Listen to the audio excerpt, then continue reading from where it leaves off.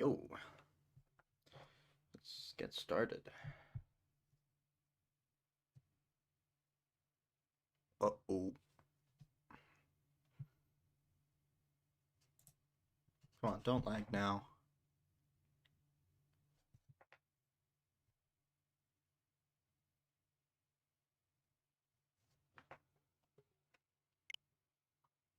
Oh, okay.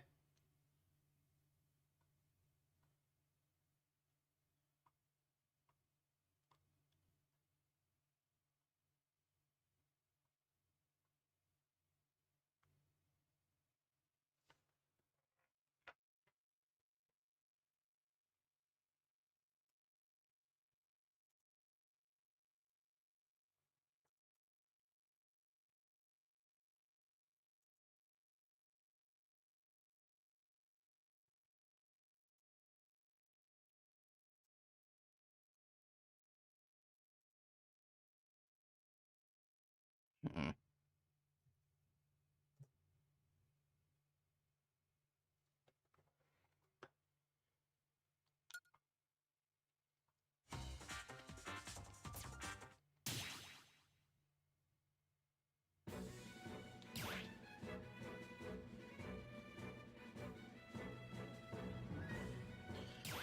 Alright.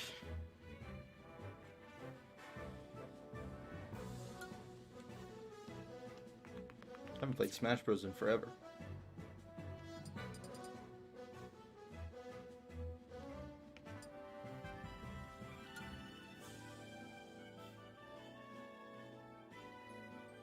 Someone post a message in my...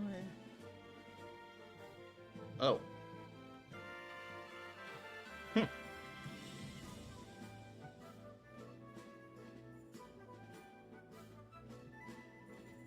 Oh my god.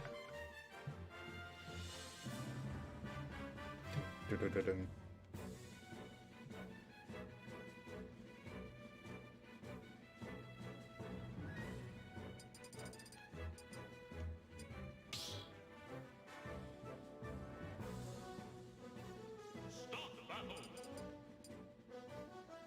But why are spirits on?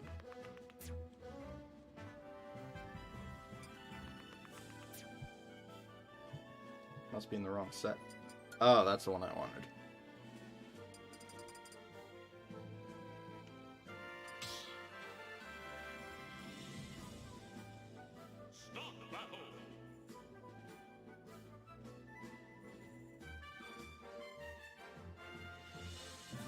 Tired. It's been a long day. Want to relax.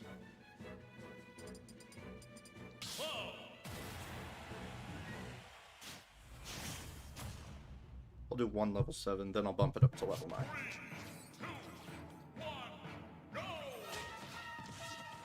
Not playing online because I refuse to play online because it's so busted.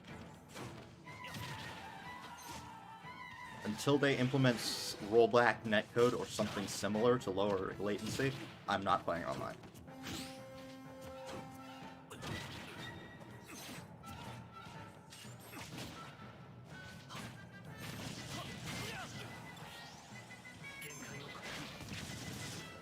What did you think was gonna happen?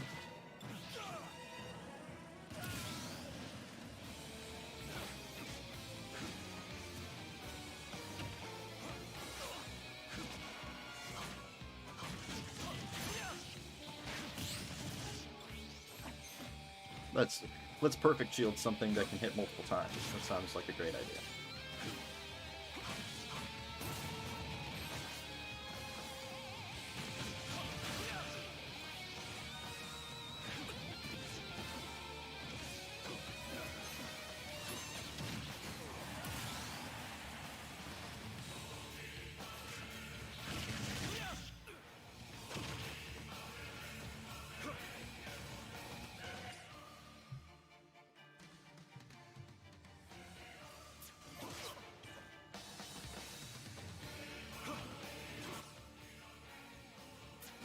Oh, now it's back. Okay. It was giving me a "you have no audio" warning for some reason.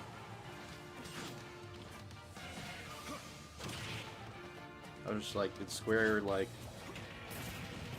Did Square, like, detect this and cut it from the stream that quickly?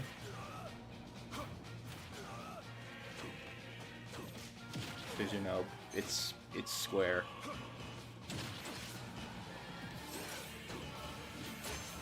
Oh, god.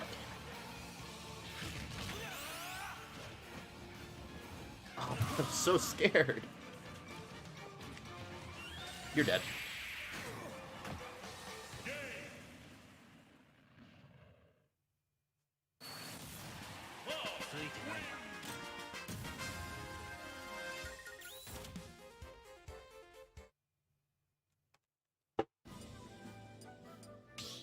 Go Midgar. Actually, let's not go to regular Midgar.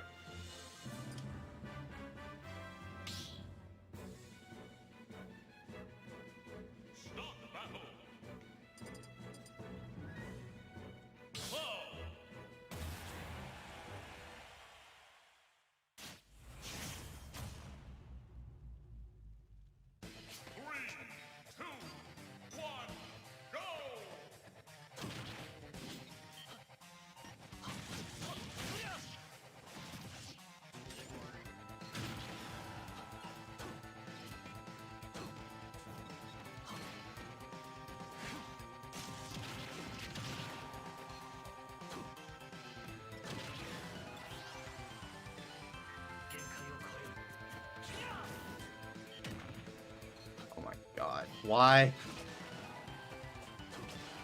How to make Game & Watch way more annoying than he already was. Let's give him a burying move.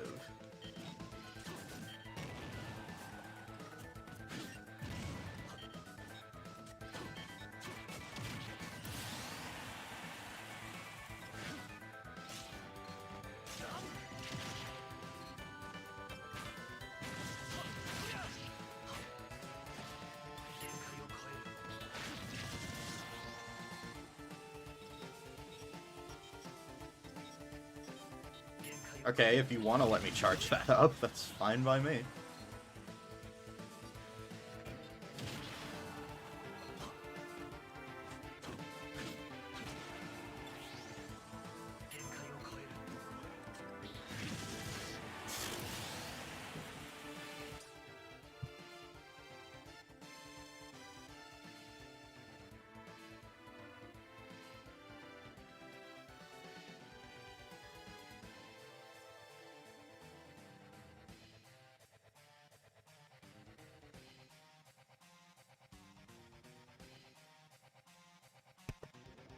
Okay, sorry about that, guys.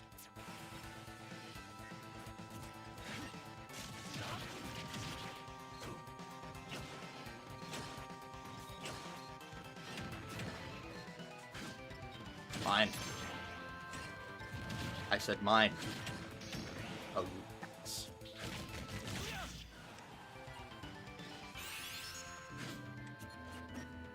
You can't even dodge that.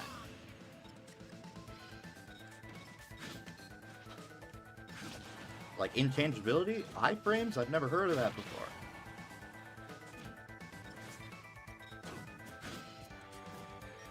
That's one of the most broken Final Smashes in the game. If not the most broken.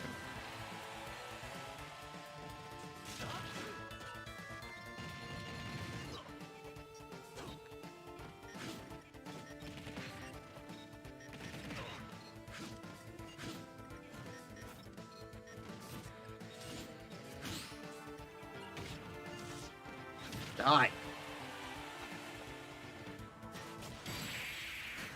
Please and thank you.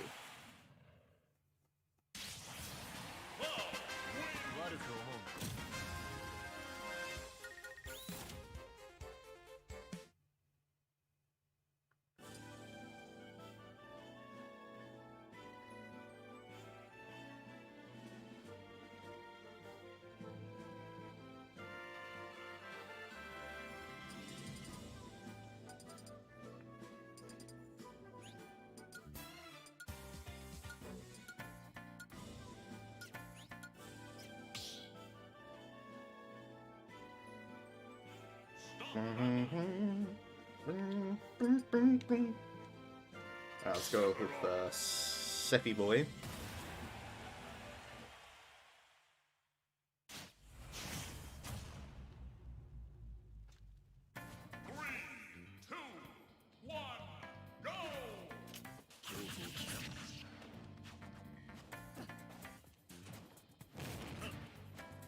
Ding, ding, ding.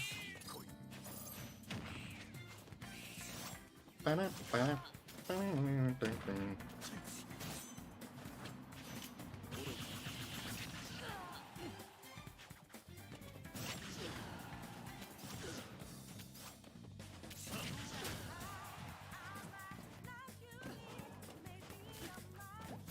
It's weird. I've actually never heard the... For some reason, every version of the song I hear is instrumental, beside of this one.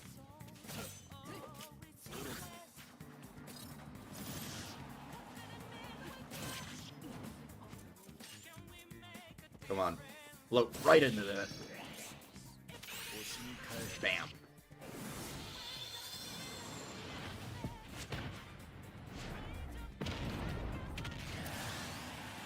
I got the launch, thank God.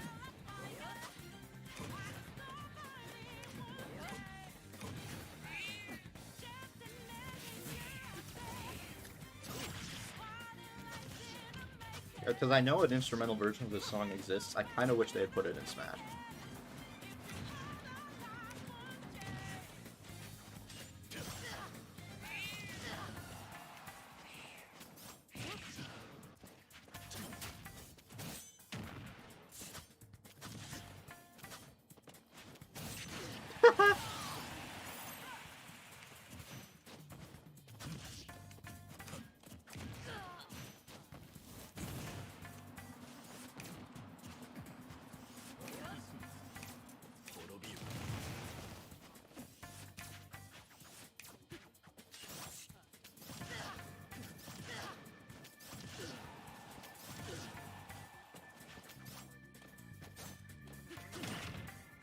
Oh, I forgot. I gotta tap C after. Oh, God.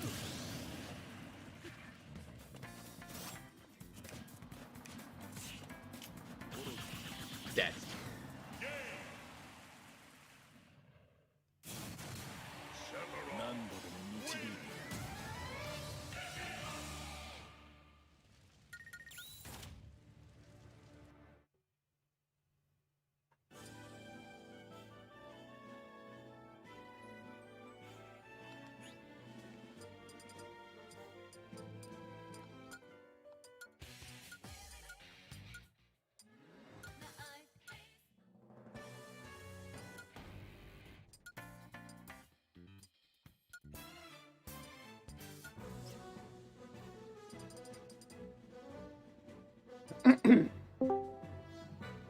Ayo. Hey.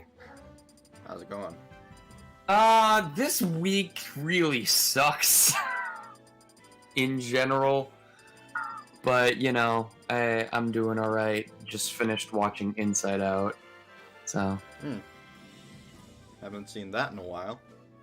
Yeah, neither had I. I hadn't actually. I don't think I'd seen it since it came in theaters. So. I didn't watch it in theaters, unfortunately. I watched it. Yeah, my sister just she got her tonsils out today, so she's kind of just not feeling great.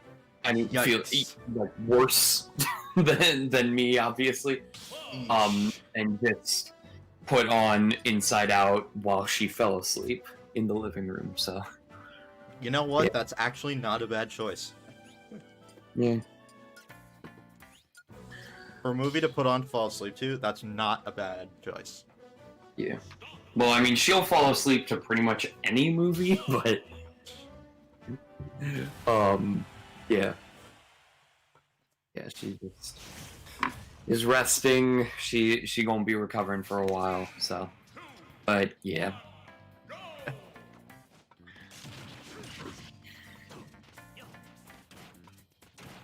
And of course, you know what didn't make anything better. Yeah. That's Yeah.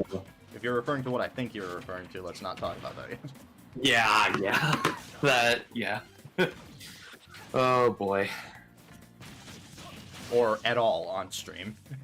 Yeah, I got you. Yeah.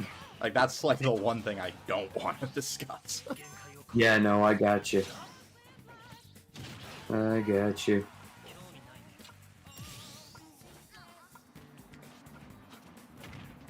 I'm just playing on this stage. Are you the one viewer? Yeah. Okay.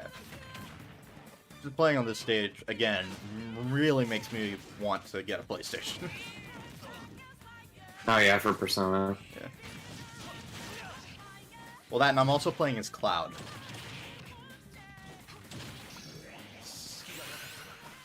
And like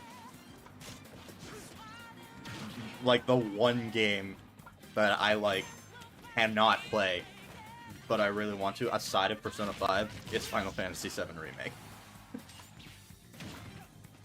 Mm-hmm. In fact, I might buy a PlayStation for those two games if April comes and they haven't announced a PC port. Yeah.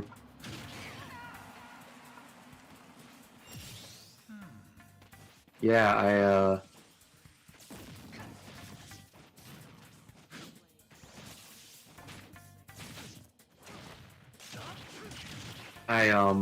what was I gonna say?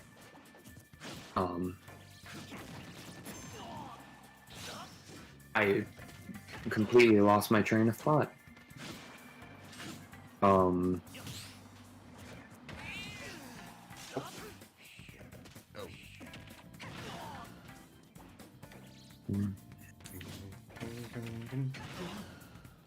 Also, I will say, I mean, I might as well announce it now. Miserable Movie Monday will be returning to my main channel this coming Monday, January 11th. Liam and I recorded the first episode last night. He had to leave halfway through because he got tired. But I will say, but no, as I messaged you, I believe, you probably left that, you definitely left that movie with less unanswered questions than me.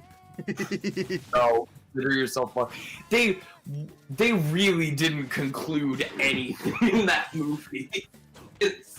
You guys will see it when it comes out, but again, how did that have like a 6-to-3 dislike ratio?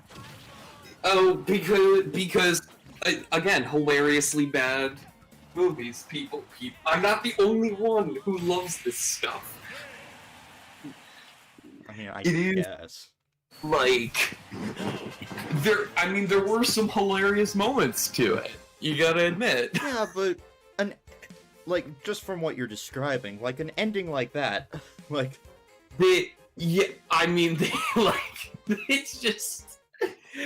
Oh boy. Like, I'm the type of person that has like what I call recency bias, and I think other people do as well. Yeah. Where like, if an ending is really bad, like and the rest of it's good, it makes the entire thing look shit. Okay, well that's interesting, cause on the same is true as the reverse as well. Not this week's episode, but the previous episode of the podcast, Jacob and I sort of discussed that type of thing. We discussed films that have a beginning or an ending that is either much better or much worse than the film as a whole. Like... It's really a pet peeve of mine in anime, especially. There are several. Yeah, it certainly depends on the medium. Like, for example, like, I think The Matrix is an amazing film with a terrible ending. Matrix 1? Yeah, Matrix 1. It's been a while since I've seen it, so I don't really remember the ending all that well. What happens? Oh, because like it's been long enough. It's been long enough. The viewers can be spoiled. Spoiler warning for the original Matrix from 1999. So like Neo's in the Matrix and he dies, and then it's like, yeah, and then Trinity is like, no, you can't die. The Oracle told me I would fall in love with the One, which means you must be the One because I'm in love with you. And then he comes back to life. Okay. They have to set up the sequels somehow. Oh, well... Okay, I like the very last thing they did where he's like, oh yeah, like, I'm gonna take you out. And in like, that, you know, revival leads to a cool action sequence where he's defeating all the Agent Smiths, but like to do it in such a fairy tale ass way, like it would have been so much better if he just like in his own subconscious mind, he's like, yeah, you're right, I am the one. Not to have a love interest have to determine that for him. I'm sorry, it's just because, like, it just feel like, again, that type of ending, you know, obviously, that type of ending is the type of ending you'll see in, like, you know, Disney movies. Yeah. Like... Yeah, honestly, though, like, aside of Disney and one other example that I can think of, like, people dying and then coming back to life, that's not really good, ever. Yeah, which is, I mean, again, we've discussed this, I mean, I've discussed this at length with, that is, like, the biggest issue I have with Rise of Skywalker, too. Wait, who came back? Literally everyone. Palpatine. Literally everyone who dies in that movie comes back, except for Leia and Kylo Ren. Spoilers for Rise of Skywalker, sorry. But, you know. You know what? It's been long enough. It's been it's been like a year. Yeah. But literally everyone who dies in that movie, except for Leia and Kylo Ren, come back. Sorry, just the "it's long enough" reminded me. Aaron once had a friend who, like, he would, like, refuse to play Smash Brawl because she was playing through Ocarina of Time. And you know, in Brawl, Zelda and Sheik are in the same portrait. Yes, that's fair. So we would always play Melee, where they are not in the same portrait. Mm-hmm. Yeah. But we would never play as her, obviously. Yeah, that's fair. It's funny because, like, when the Game Grumps played through Ocarina of Time, Dan had no idea that Sheik was Zelda. And, like, I feel like a lot of people got on him about it in the comments, being like, haven't you ever played Smash Bros? It's like, no, Dan doesn't play that many video games, guys. Even though he's on a gaming channel. Well, yeah, but Aaron does most of the game. He is the video game boy. He's the one who wins. Fair enough. I'm also reminded of, in Pro Jared, of course you know Pro Jared, yeah. Is his Final Fantasy VII video. When he goes into, like, story stuff and he gives, like, the spoiler warning, he says, I might as well go over the big one. The ones that was so big that it lasted for decades, becoming as big of a spoiler staple as your princess is in another castle and Sheik is Zelda, Aerith dies. Is your princess is in another castle really a big spoiler thing? Is that really a thing? Does anyone care about the plot of the original Super Mario Bros? I think more so. I think the bigger, like, I think the first big video game twist is Samus being a girl. Oh yeah, Samus being a woman. Yeah. Yeah. 1 sec. I'll be right back. I gotta get my food out of the microwave and then put it back in. Okay.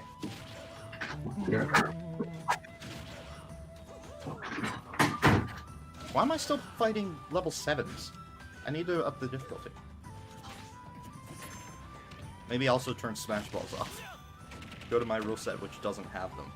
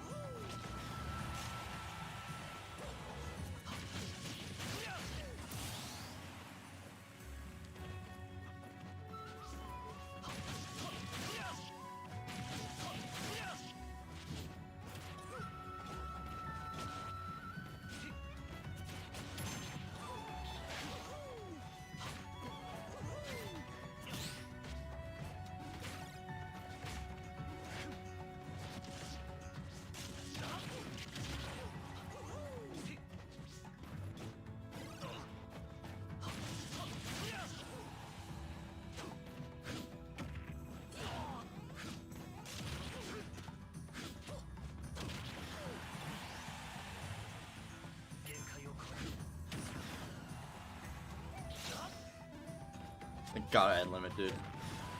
That would have been very bad if I did not. Get off of the platform. I'm back and I'll have to head out again in about 8 minutes. Okay. Just to get my food out. Yeah. It's one of those things where you put it in the microwave for a little bit, Yeah. then take it out, and then put it in the microwave for more. Yeah, I've had those. Yeah, making myself some chicken parm. Oh, god damn, that sounds good.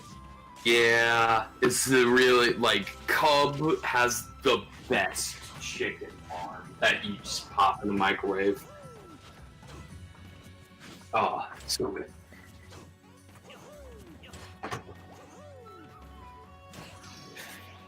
I just read something. Unpopular opinion about Super Smash Brothers. I actually kind of like timed battles as long as there's more than 2 people. It's funny. You talk to me about unpopular Smash opinions. I'm the one who likes Brawl the best. Because I'm not a competitive player. That is the reason. I can see. I haven't had enough experience with Ultimate. Okay, Brawl was fair. the first one. Brawl was like, I mean, Brawl's the reason I got a Wii. Yeah, honestly. Okay, now that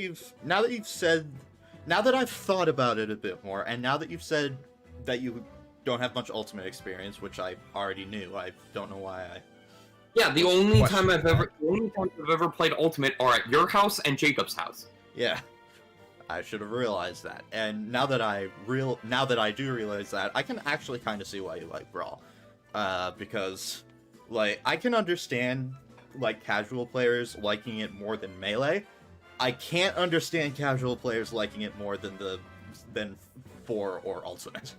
But if you don't have much experience, then I can kind of see that. Well, with 4, I feel, for me, it felt like they were leaning way too into the competitive scene, and I don't know. Maybe it's just the people I played with. You and everyone who sat at our lunch table. With 4, I mean, unless you really like playing as Snake, Pokemon Trainer, Lucas, and Wolf. I think those are the only ones. Well, Wolf was one of my mains in Brawl. Not my main, but like... I mean, I still enjoyed... Oh, and Ice Climbers. For a time, but like... Also, there's really...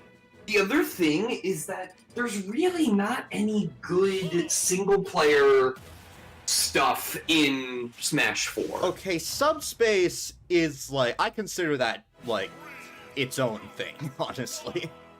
Yeah, but even that, like, Brawl, that's not the only thing that Brawl has going for it for single player. Do you remember the coin launcher? My sister loved that part. We loved the coin launcher.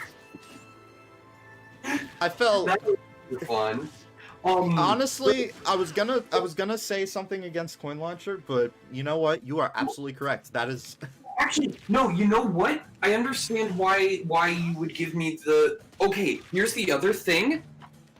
All of the decent single player stuff in Smash 4 is exclusive to Wii U. I don't know. I like Smash Run. I really like Smash Run. I mean, it's okay. It's not really that exciting, though. Also, I'm gonna be honest, I like Classic Mode on the 3DS more than I like Classic Mode on the Wii U. I like the branching paths instead of the, oh, you're like on this battlefield and you can move in any direction. Put your trophy where you want to fight. Yeah, but then, like, I mean...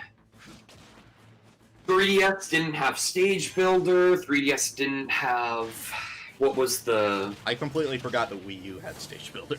That's how little I use it. Yeah, what was the other single-player mode exclusive to Wii U that... It was like a board game type thing. That's not single player.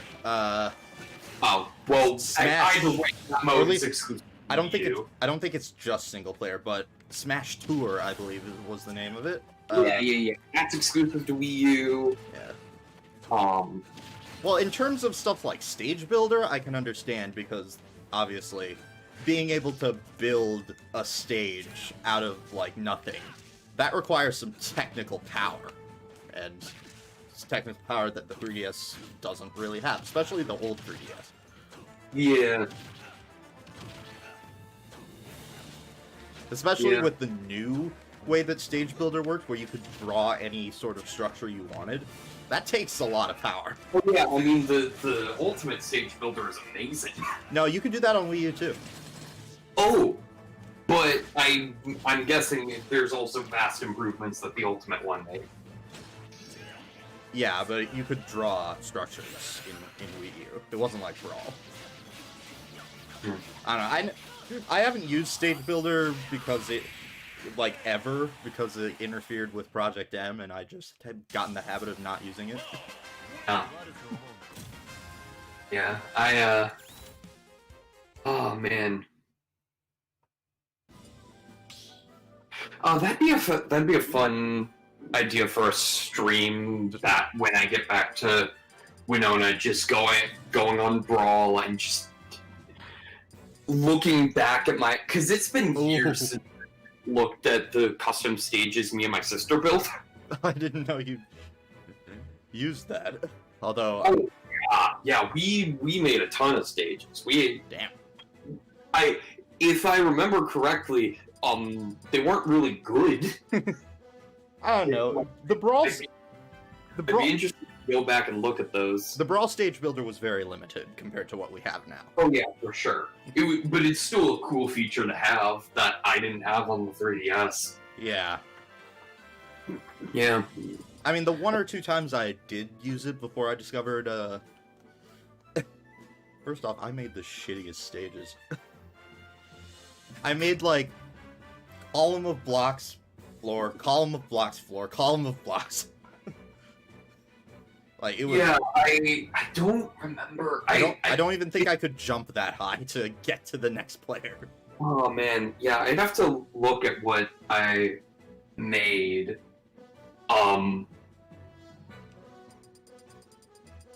And the names to like my sister in particular named her stages just the most random things. Like I bet if I like go back and look, I'll be able to tell exactly which stages I built and which ones she built. Oh, you know what I want to do for probably a video, probably not a stream. It's probably not long enough to do a stream. I want to go through my old Brawl screenshots. Oh, dude, we have a fucking story in our version of Brawl.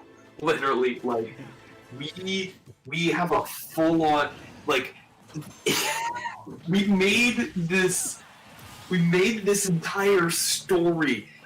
I'm pretty sure these are the only screenshots that I still have on there. It's like two Robs fall in love, and then like one of them leaves, and then like You literally just made like a manga or a comic with like literally though. Yes, in fact, that would actually be. I wonder if I could. Yo, hang on. I want to see if I can get something here in this one. Ah, damn it. I wonder if there's some way. If I transfer those photos. Okay, I got a cool shot here. Let me just see if I can remove the effects. I don't want all the effects removed. I'll do. If I like moved them to an SD card, would I be able to put them on a computer? Absolutely, yes. Okay, I think I'm gonna try to do that, and then like so that I can have like a high quality, screenshot. Whoa, you can filter this stuff? You can now, Ooh, fun. and one of them is literally manga, Nice. and there's a comic one which is just manga with color. Nice. But yeah, that's that's a fun little yeah, and it would actually be kind of like I would definitely want to like go through the scene, like the story that we created, and like voice acted, maybe as like a Dubbers original short. I don't know. Okay. I need to take a look at some of the ridiculous ones that I got. I remember I remember I got one of okay, keep in mind. So Brawl was your first Smash game. Yes. But I had played both 64 and Melee before playing Brawl. And I obviously I could only play Melee when I was at my cousin's place because I didn't have my own copy back then. But I had 64 and let's just say, well, the only stuff you could do in 64 and Melee when in the pause menu is rotate the camera. You couldn't even pan it. So it was like, we can save screenshots, we can pan the camera, we can do all this stuff. We're going to. And I remember it was amazing to me. Yeah. I gotta head out real quick. I'll be right back.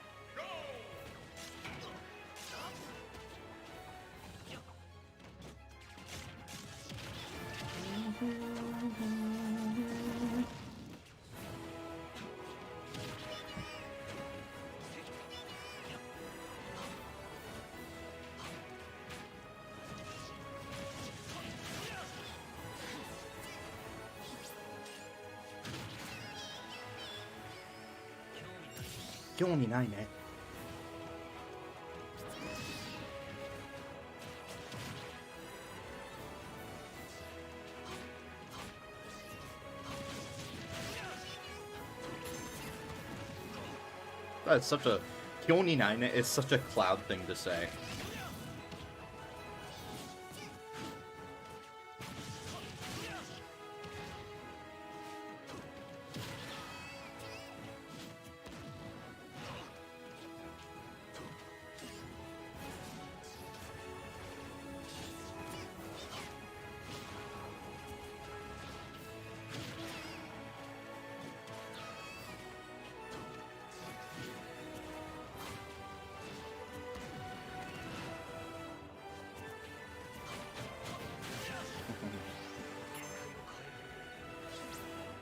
Genkaiを超える.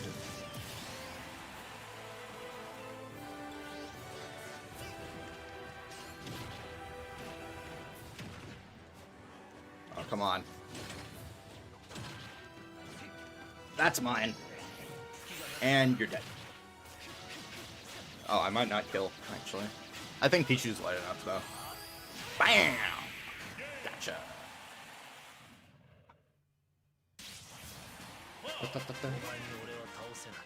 お前に俺は倒せない Which I believe roughly translates to "You can't defeat me."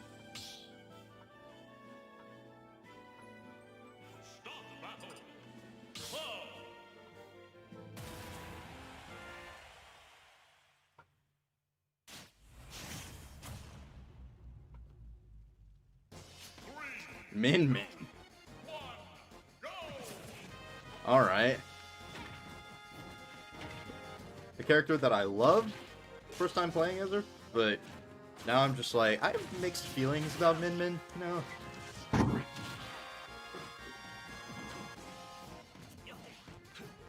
I like Min Min. I mean, I like her. I like her character. I'm not sure I'm a fan of her moveset. Ah, gotcha. Considering she I'm not sure she really belongs in this game, at least with her current moveset. I mean, keep in mind that at least like what I found really cool about like the particular characters they've chosen for the Fighters Pass, both 1 and 2, is that all of the characters with you know, one exception, are like wholly unique in how they play. Like there's not a single character like them, and each one really like brings something completely unique to the table. Who's the exception? Byleth. Oh yeah, Byleth. I thought for a moment you were gonna say Sephiroth, and I'm just like, what? What are you talking about? Sephiroth's cool. I'm just like, he has the one-winged mechanic. Yeah, Sephiroth's cool. But yeah, you've got like Joker with Arsene, you've got Hero With bullshit. yeah, everything. Banjo With the golden wing. Yeah. And also it's just nice it's to find. Banjo. It's Banjo. Like, even if he wasn't unique, it would still be nice to see him in the game. Yeah. Terry is, Terry with his go thing. His go. yeah, that thing. I forget Min what of they actually course, with just the amount of range and the changing of arms as well. And That's the fact that she has no special moves. and then Steve, of course, like Steve is just... I how mean, could like he's so hard to play, by the way. I can imagine it's hard to get the hang of because it's such a complex character for this type of game. I will say, he does start out, like, his one, like, saving grace is that he starts out with a decent number of materials in each, of each type, with the exception of gold and diamond. But, like, you spawn in, I mean, assuming you haven't died, if you die, you just keep your current materials. But first spawn, you get enough iron to make, like, all the tools. Yeah. I mean, I imagine that, like, once you get the hang of him, he's, like, amazing. Yeah, for me, it's just, like, it takes so long to get materials. Yeah. Time where I am vulnerable, and it's really hard to shield out of. Yeah, well, I mean, that's the thing, like, here... Oh my gosh, imagine if you had to gather materials for a shield. Oh my god, that would make him the worst character in the game. Do you know he actually holds up a shield if you perfect shield? Oh, nice. Nice touch. I did not know that. Also, he gets in a bed if he gets put to sleep. Oh yes, I've seen that. That's fantastic. Such an unnecessary thing, but like it's so good. That I don't know, Sakurai does this thing with like every character. Above and beyond when like with everything. Yeah, he puts in the little details, and I love it. This man is a god. Yeah. Yeah. I'm just like, I'm wondering like, because let's be honest, I think most people would agree. Even Jacob, who's a huge Fire Emblem fan, was disappointed with Byleth being the last fighter for Fighter Pass 1 because of the disappointment of others. Yeah. I mean, at least when Byleth was revealed, we had the promise of a second Fighter Pass. I'm just wondering what on earth, because I mean, like, by the way, we got Ethan, which was underwhelming for some people. It was okay. Yeah. We got Steve, which was like, I mean, plenty of people wanted him, but I don't think anyone thought he would actually get in.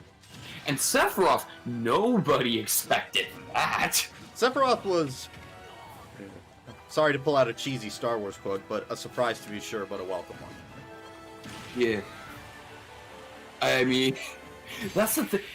I remember like seeing people's predictions for which character was going to get announced at the Game Awards, and everyone was saying like Sora. Crash or Sora. Doom Guy, Sora. And I'm just like, well, last time they announced a character at the Game Awards, they announced Joker, which nobody saw coming. In fact, you could say we never saw it coming. And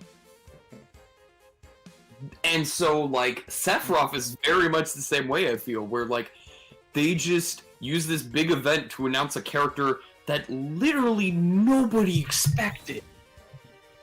I don't know, I mean, Sephiroth is kind of cool, but, I mean, he's very cool, but I don't think the hype surrounding Sephiroth can beat the hype that was surrounding Cloud when he was revealed for Smash 4. Well, I mean, I feel like it could be, like, somewhat equivalent, because, like, I mean, Sephiroth has gotta be one of the most popular video game villains besides, like, Bowser and Ganon. Yeah, Right. yeah, that is true. I mean, Like, a lot of... the only other, like, video game villain I can think of that rivals those three in popularity is GLaDOS, which would not work as a playable character. I'm not even sure GLaDOS is that on that level. When Portal was in its prime, I would say she was definitely on that level. True, but Probably less so now, since when was the last time we got anything Portal that was good? with GLaDOS in it, not recently. Yeah, exactly. I mean, we've gotten some good mods, but most of them don't have GLaDOS in them. Mhm. And even those are like 5 years ago now. Mm-hmm. Also, it's been 9 years since Portal 2 came out. I just want to point that out. Yeah. I mean, it's been 13 since TF2 and Portal 1, so... Valve really only makes games when they really feel like it. Although, it's kind of weird, because between 2006 and 2012, they made at least one game every year, with the exception of 2010.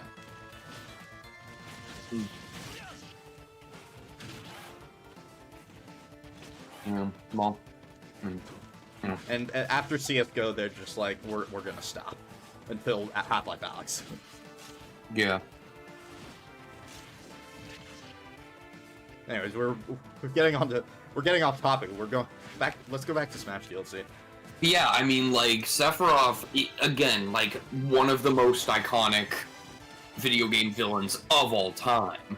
Yeah, I didn't know how popular he was. Like, I knew he was from, you know, one of the most popular PlayStation games ever, if not the most popular, but I didn't know how big of a deal the character himself was. Because I feel like it all comes down to, like, that big twist that we talked about earlier. Like, all I knew about Sephiroth is that he killed Aerith. Like, that's all I knew. Yeah. But I feel like that was just such a, like, groundbreaking story moment in video games. Because, like... but I didn't understand it. I mean, now that because I'd never played it. I mean, what video game before that had the balls to kill off one of your main party members? I mean, Final Fantasy did it a couple times before that. Like, oh. But like, I mean, Final Fantasy was from my understand. Again, I don't know much about Final Fantasy VII besides that and what little I've seen in your streams, and even then, I've kind of always been half paying attention. Yeah, fair enough.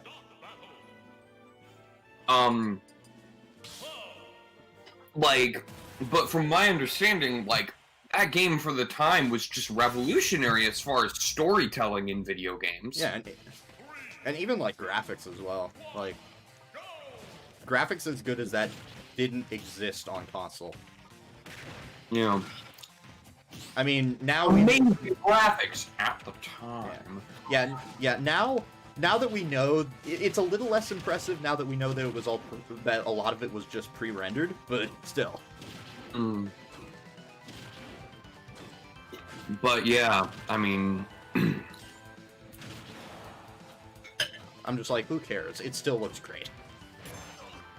it's Like, just it holds up. that moment is just so like impactful as far as like the history of video games. And I would even say the graphics still hold up today, with the exception of characters' arms. Characters' arms just kind of look weird. Well, to me, it feels like they're going for like the aesthetic of the top-down Final Fantasy, like the overworlds, but in 3D. I don't know. They could have. Early 3DS Pokemon games kind of had that problem too, where like the characters' proportions were kind of weird. I don't know. They fixed it with. I don't know. Sun and Moon. They fixed it with 8 and 9. Oh yeah, well, which were also PS1. So. Yeah, but like again, same with Pokemon games though. Like with X and Y and Omega Ruby and Alpha Sapphire, they're going for that top-down aesthetic with big heads and everything in a 3D environment.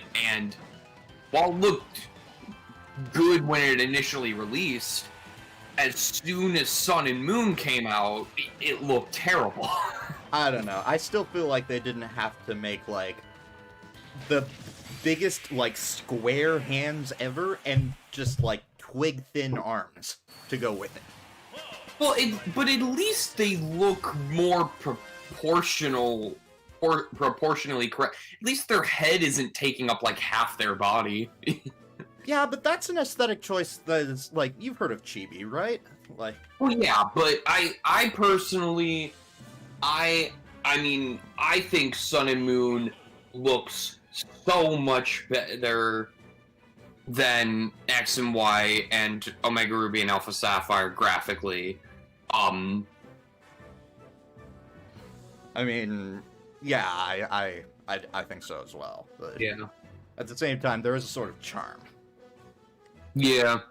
Like, whereas like the twig thin arms and the giant hands, like, there's very little charm. There might be a little, but the other thing is it didn't just affect the character proportions, it also infected like the environments. Like, there's still I mean, even though you can move around freely more so in X and Y than Omega Ruby and Alpha Sapphire, wait, really? Both those games are still very much in that sort of grid that older Pokemon games were, whereas Sun and Moon just feels much more open. I mean, I'm sure Sword and Shield, like, even more so. I mean, literally open world. Yeah, I mean, yeah. having of course not played Sword and Shield for myself, yeah. From what I hear, that's like one of its few redeeming features. Yeah, I mean, it's clear that Game Freak is losing their passion for Pokemon and want to move on to other things, but because Pokemon makes Nintendo so much money, they really can't move on. I mean, they are making other games. Yeah, but not at the rate of Pokemon. I mean, I guess. I mean, they're still like... I mean, that's why there's been so many Pokemon spin-offs, like, that Game Freak has not been involved with. It like, I mean, you know, Niantic making Pokemon Go, and I feel like that was also, you know, that was a very successful test that made them go like, okay, so we can we can entrust this property that everybody loves to other studios, and it will be successful, so that we can focus our true attentions on other things. I mean, like, there's so much thing, and of course there was so much controversy about this, but there is like quite a bit of evidence that Game Freak sort of put their B team on Sword and Shield while the A team was working on that town game. I forget if that came out. Do you remember when they just straight up lied to us about the character models? Oh yeah.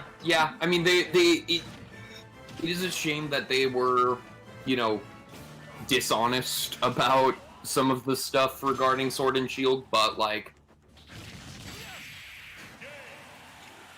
they clearly like, oh, we can't do the national decks because, we can't make character models for all the Pokemon, even though we're just using the ones from the 3DS.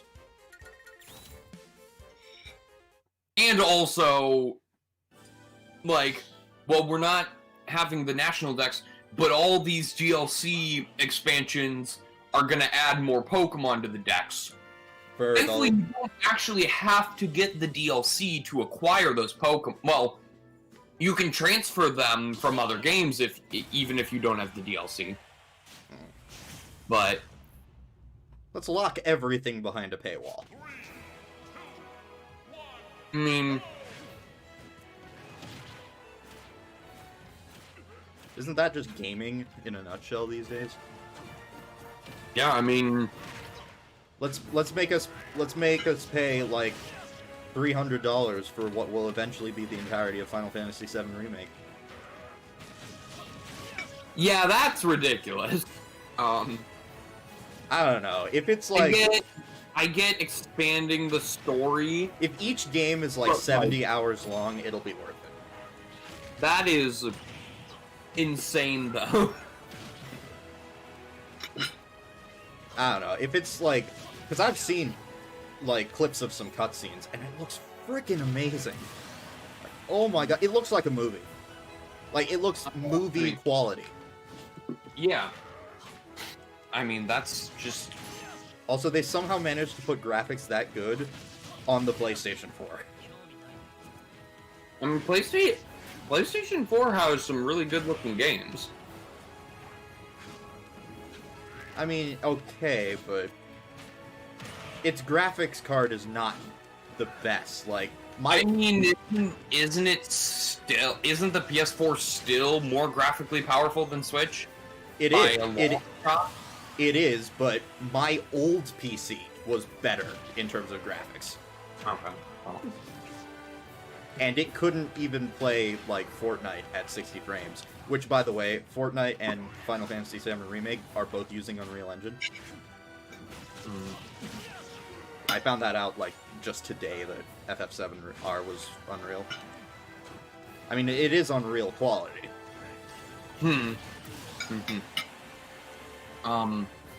Yeah, but I mean, like, Like, I look at, like, any of the characters, especially, like, their hair physics, and I'm just like, how? I mean, that's the thing. It's like, and that's the thing, gaming is just gonna it's just gonna keep getting more impressive as we go. I mean, look at the reveal stuff for PS5. Like, yeah, I mean, ray tracing and stuff like that. Looks amazing on PS5. Clank from Ratchet and Clank looked amazing. Yeah, I think Spider-Man PS4 recently got a PS5 patch.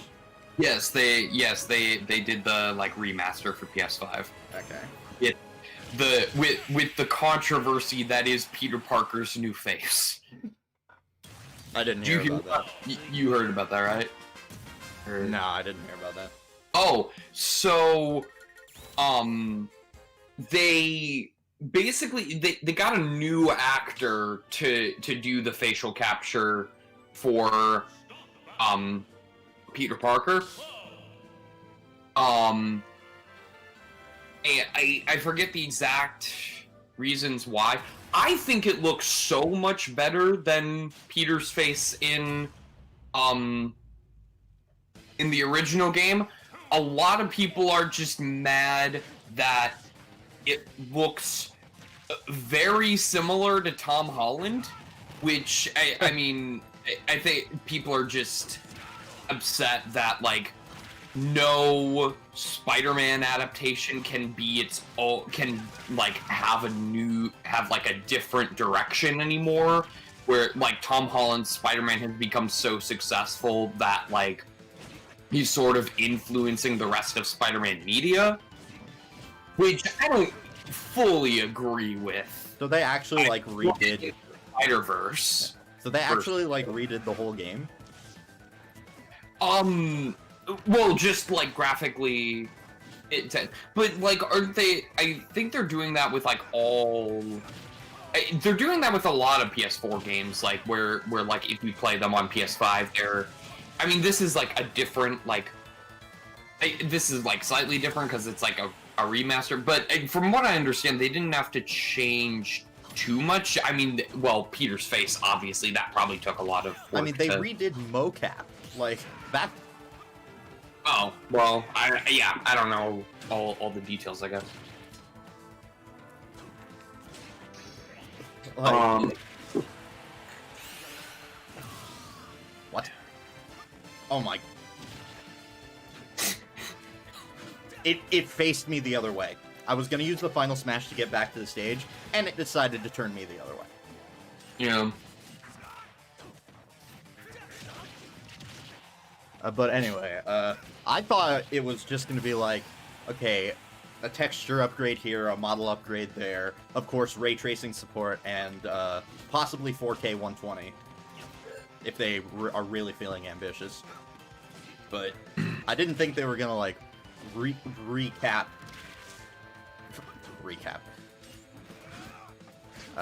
any of the like animation, or redo any of the animation.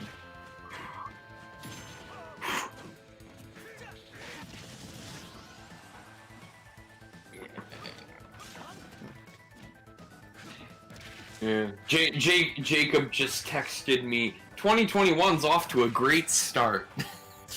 Which I assume is... Let's not. Okay. Yeah.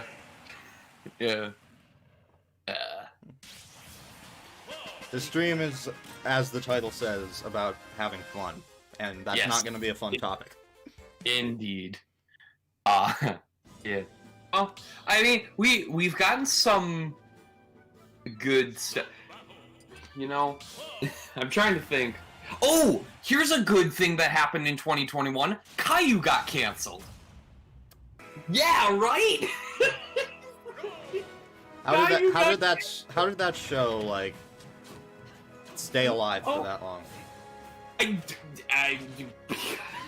Kids still watch it, I guess. In that, but like PBS is finally canceling it.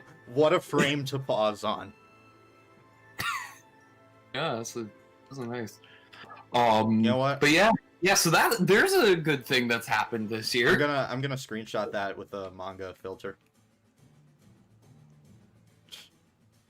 The background is too like annoying. There we go.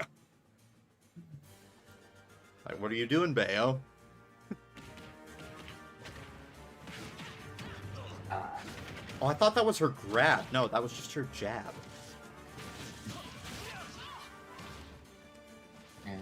Yeah, so that's a good thing that's happened in 2021. Hopefully, Final Fantasy VII Remake comes to Xbox and PC. Yeah. With any luck. Later this month, I think the 21st, something really good will happen. I think it's the 21st. Let me check that. Oh, the 20th. Okay. Is that the streamer you were talking about the other day? Huh? Is that like the streamer you were talking about the other day? No. No, the 20th. A good thing for the whole country. Alright, we'll shut up now. That's what I was referring to. Oh, what's that? That's the sound of the Hitmonchan channel losing 100 subs because people can't take a joke? Well, I'd like to think that it will not that many people watch the videos. B, I'd like to at least most of the people who watch the Hitmon channel that I've interacted with, I strongly feel are going to agree with me on that statement. You never know. Now let's shut up.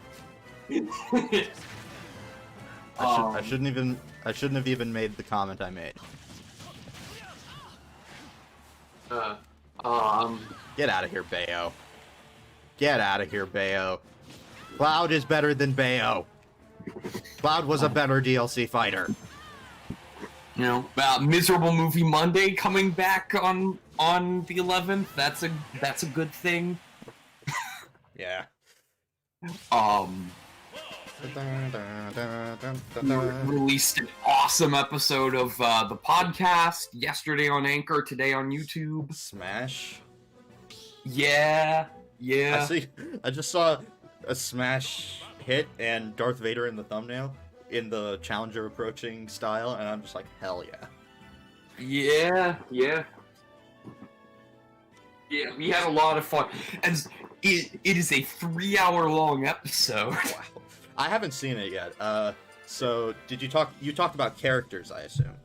Yeah. Basically, like, Jacob and I each put together our own roster of, like, around 30-ish characters each, with some, overlap, between the two, of, like, which characters, we thought should be in the games. If like they did a Super Smash Bros. Style game with movie characters. I'm just imagining like an Echo for Min Min, Elastigirl. Well, no, this would be like exclusively movie characters. No, like, let me have the joke, please. Because that's basically what she would be. He did. I don't know. Have you seen like the memes about like Star Wars and Smash? Like it's been around for a while. Not particularly, no. I've seen like memes of like, oh, put Luke Skywalker in Smash. Oh well, people will say that about. I mean, like, I feel like the more common ones are obviously Goku's a common. I've seen several like Smash roster photo edits with Luke in there. For some reason, it's always Luke Skywalker, and it's always his Episode 6 outfit. But yeah, I mean, you've got like, I feel like Goku and Shrek are both common joke requests. Well, I mean, Goku probably up there too. Goku's not entirely a joke. I mean, but like the fact that Sakurai has gone on record multiple times to state that can't happen. So I'd forgotten about that. Well, yeah, Goku's not getting in Smash. As much as I like to joke about it too, it's not happening.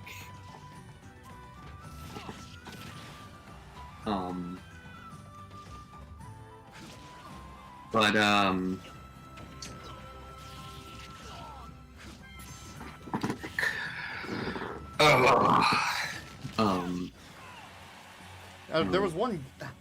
I'm forgetting what the game was called, but I just kind of had a what moment when I looked on the eShop, saw this random game was on sale. The art style looked pretty awesome until I took a look at it. Apparently, the art is by Akira Toriyama. I assume you know who that is. The name sounds familiar, but remind me. The creator of Dragon Ball. Oh, okay. Gotcha. Yeah, well, And I'm just like, yeah, it kind of looks like his work. yeah. Yeah, I mean, yeah.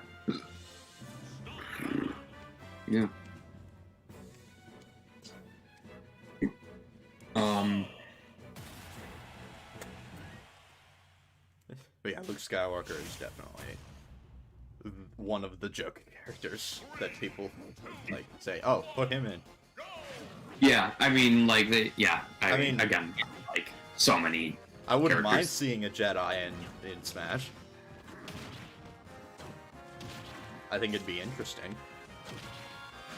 I mean, yeah, again, won't happen for a multitude of reasons. The fact that not a video game character, and B,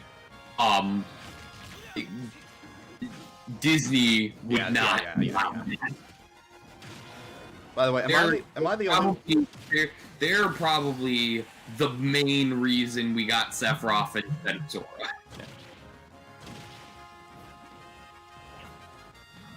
As much as it probably won't. Wait, I didn't think I didn't think Sora the character belonged to Disney at all. Well, but here's the issue with I mean, that. I guess Spirits. Yeah, like how would you do Spirit? I mean, you could. There's enough non-characters, but like Hell, I don't know, you put Final like, Fantasy characters. there's enough time. I think he might actually like legally. There's got to be some legal thing. He might not belong to Disney specifically, but I could imagine there being some legal jargon where they would have to get permission from where Square Enix would have to get permission from Disney to put the character in anything. Because he is so strongly tied to Disney, like in his aesthetic, because like he's specifically designed, like his design is based on Mickey Mouse. I don't know. Square is like, given how strict Square is with copyright, I doubt they would give Disney anything for a character they created. I mean, probably like there's probably a deal they have. Like there might be a deal they have that like is like that. I don't know, because Disney is just as strict with that stuff as them, like if not stricter. Disney doesn't have the thing where the individual gets the rights. Though, like, do you know about that? Basically the way it works at Square is the stuff made under Square's banner doesn't belong to Square. It belongs to the individual who created it.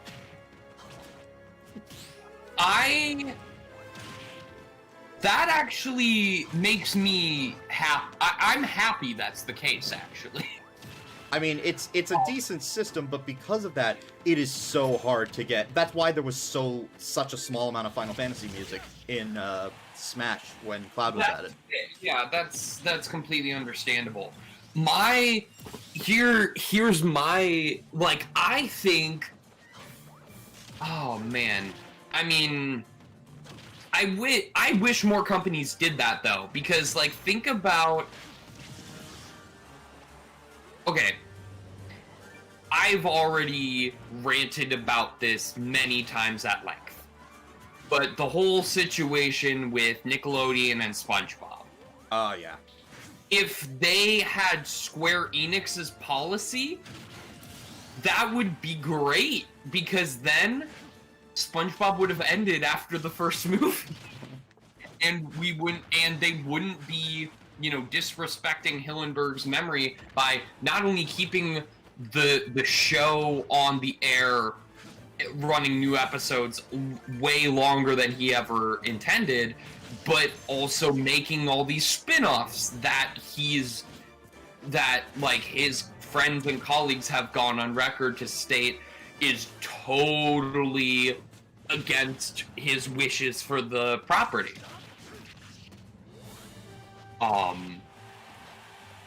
True, but that system also is kind of a pain in the rear for people like content creators. Yeah, well, YouTube just kind of sucks in general with that stuff. I'm not sure YouTube really has a choice. I mean, YouTube's copyright system in general is flawed. I mean, their AI system is definitely. Like, I don't know if you saw, but, I forget his name, but Gracie's boyfriend, yeah, he posted on the community tab on his channel, that, one of his recent Among Us streams got copyright claimed by some Spanish company because he said soy muerte, which isn't even proper Spanish. My God. Yeah, right? First off, that is 100% fair use. It's not, it doesn't even qualify under that even entirely. if it was a trademark thing, it's like a audio bite. Like, You can't copyright a language! Well, like, maybe. that would definitely be in fair use if it's an audio thing, because fair use is 4 seconds or less, and that's definitely less than 4 seconds. But, like, he was saying it with his own Or at least I voice, think and that's how it was. not, like, oh my god, that's... Yeah. That sucks. Did I ever tell you about this time I think I did. I reanimated. No, I didn't reanimate. I edited the animation of Meet the Soldier, and like gave him like a golden gun because that's what I use, stuff like that. And I uploaded it to YouTube, and it got claimed by someone who was not Valve. Yeah, well, I've run into that issue with Miserable Movie Mondays as well. Again, the Pinocchio's Revenge fiasco, which thankfully I got cleared up. And of course, you got a damn strike. I'm pretty sure because my appeal worked, that strike was removed. Oh, okay. You mean for the Santa Claus Conquers the Martians thing? Yeah, that's bullshit. But Have you tried appealing that? I tried and they denied it. They denied my appeal. Oh my god. I specifically said in the appeal too, this film is in public domain, so copyright should not be an issue. And yet, here we are. But with the Pinocchio's Revenge, one, my video was claimed for copyright by LDS Films, and the only thing I could find when I searched LDS Films is the Latter-day Saints. Never even heard of it. Well, the Latter-day Saints are like... They... Never heard of it. They're... I don't know exactly how to describe the Latter-day Saints, but, like, they... A church. Alright. They're... But actually, it often informally known as the LDS Church or Mormon Church. So yeah, there you go. Oh, okay. Yeah, yes, same deal there. So I yeah, thought you meant like a movie name. No. Well, see, that's what I thought too. I looked up LDS Films, and the only thing I could cite that of films that I guess are produced by the Latter-day Saints, which, first of all, why is there a whole website for that? Second of all, why the hell are you claiming Pinocchio's Revenge? It's Pinocchio's Revenge. Just, the That's- movie contains a wooden puppet or a child. You know, it's up for debate. Being a psychopath. Murdering people. And also a nude shower scene. Sorry, I'm just reminded of the a Jim Gaffigan bit where he's like, when he has this thing like talking about the adult section of like a Blockbuster, and Oh yeah. he's like, I'm not even a porn guy. Just once I like to go into that place and be like, excuse me, butt invaders? Yeah, does this have cursing in it? Because I'm gonna be watching this with my church group. We don't appreciate that language. Oh my god. It was. I recently I recently watched the movie Fisher King for the first time with my mom. Pretty good movie. Stars Jeff Bridges and Robin Williams. Okay, that already sounds, yeah, pretty good. Yeah. And Jeff Bridges, his character is dating this woman who owns a video rental store. Oh no. Oh no.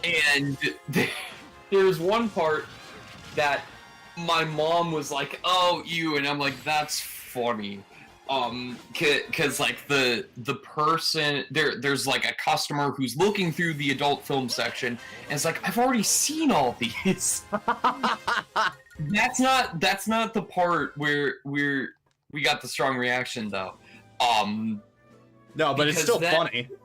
The owner, yeah, it's still funny. But the even funnier part is that the owner then like just walks up to him like sort of angrily and just hands him a video and is like, "Here, Creamer versus Creamer, you'll love it." And it's like, Oh no. which obviously, I don't know, you know, I don't know what that is, but it sounds like a porno.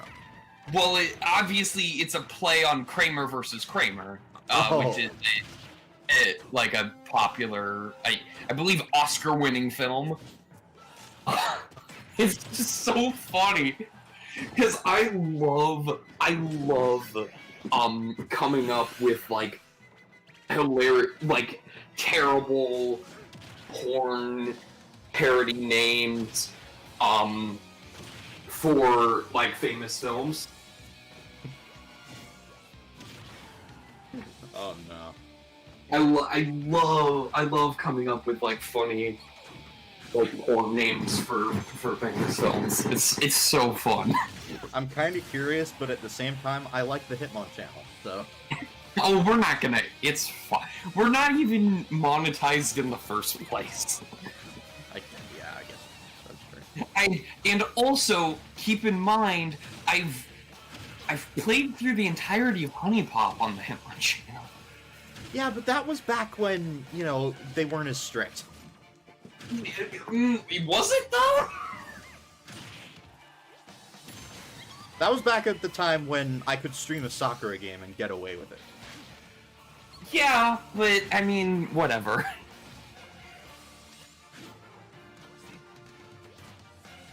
I could somehow stream a Sakura game while having a girlfriend and get away with that. Oh, because you didn't tell the girlfriend. That's the kicker. I know. Yeah.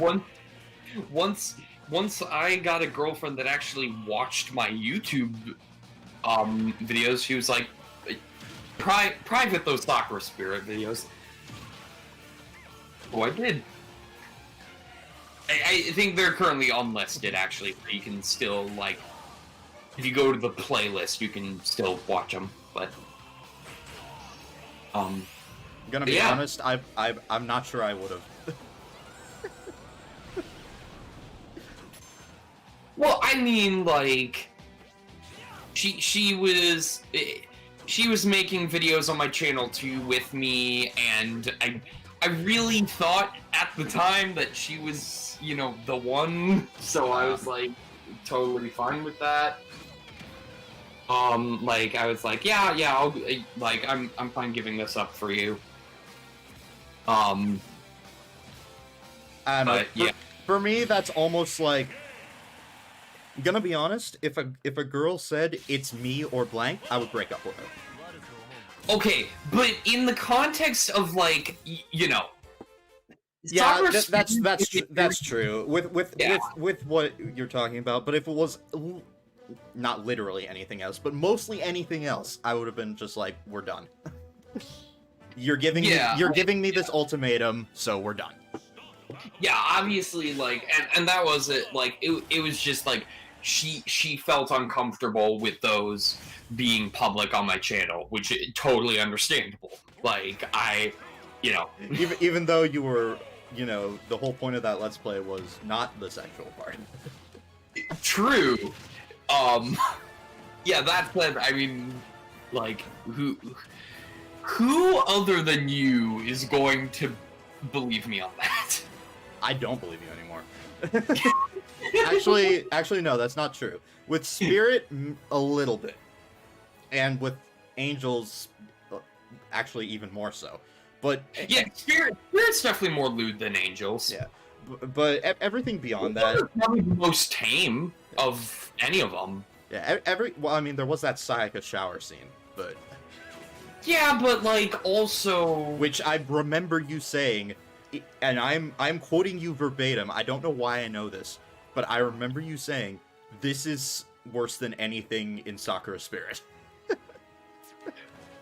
was it? Maybe it was dialogue that made that bad, but I don't remember. No, that was really innocent in his dialogue. He just walks in that by accident, and she's just like, hello, you can close the door now. Like, really, like, what are you doing? I don't know. Yeah, I don't know. Like, there's more sexual dialogue with the. I if honestly you were kind just of to- want to play through some of the newer ones just to see how bad they are. They're bad. They're really bad. Yeah. It's like they took the message you were trying to communicate in Sakura Spirit and was just like, oh, people are trying to view our games as wholesome. Let's make it so that they literally can't anymore. Yeah, I mean, Or not wholesome, but you know what I mean. whatever. You know what? I can respect them for embracing Like they went What? from they went 99% of the people go to those games for, and just leaning more into that. they stopped making visual novels and just started making straight up arrow gaze. Yeah. I can respect them for that decision though.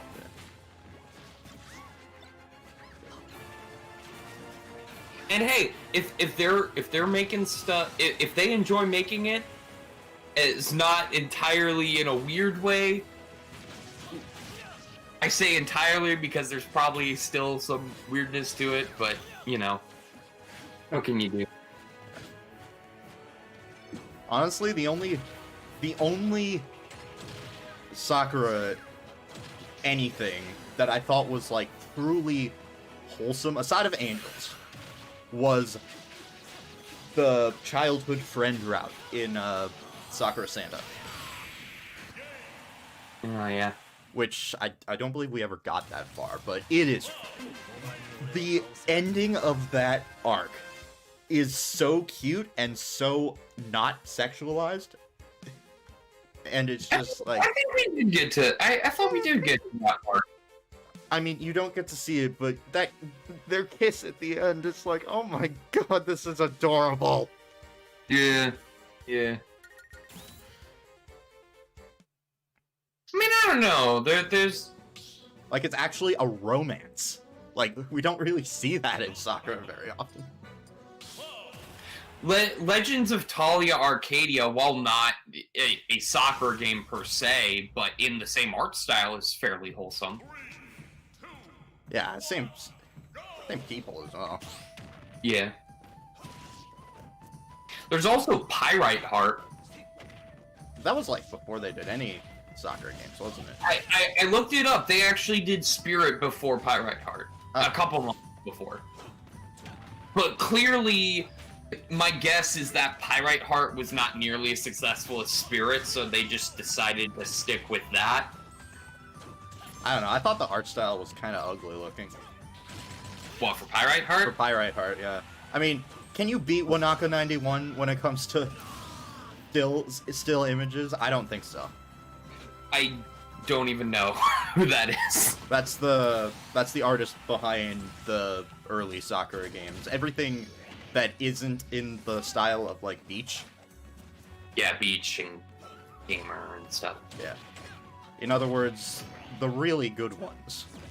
Yeah. With the exception of like Succubus and some of the other new ones. Because those are bad, even though they have that art style. Yeah. I literally think the last good well, it's not even that good. It's decent. It's like, well, no, it actually was good at times, but Sakura Nova, I think, was like the last one Oh yeah, we never finished that, did we? that I truly enjoyed. You know, we never because finished that, did we? I mean, we got a female Solid Snake, so yeah. Nano machines. Man. I still need to play those games, by the way. Or Metal Gear Solid. Metal Gear or Metal Gear Solid, yeah. Yeah. I'd settle for the 2D ones at this point. I hear they are pretty solid. Yeah, we only have 2 episodes of Nova on the Hitmon channel.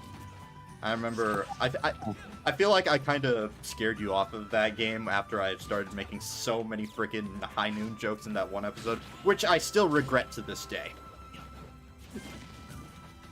I don't think you scared me off of it. I think it's just... Although 4 years ago? Although I was so happy when there was an actual line about High Noon that appeared. October 2016. Yeah. Well... Wait, when was the first one? October 21st, 2016. Okay. So... I don't know. And that was a few months before you and I both got, well, my relationship at that time frame started before yours, Yeah. but Also, that is another one that is, that basically all the routes except, well, most of the routes end in, a romance scenario. Which is really, really wholesome. As long as you don't have, you know, the patch installed. yeah.